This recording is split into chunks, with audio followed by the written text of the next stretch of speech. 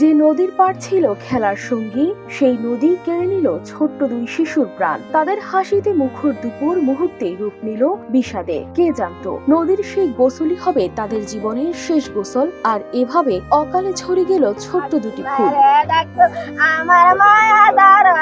বাড়ির সামনে পরম যত্নে একই সঙ্গে রাখা হয়েছে দুইটি খাটিয়া।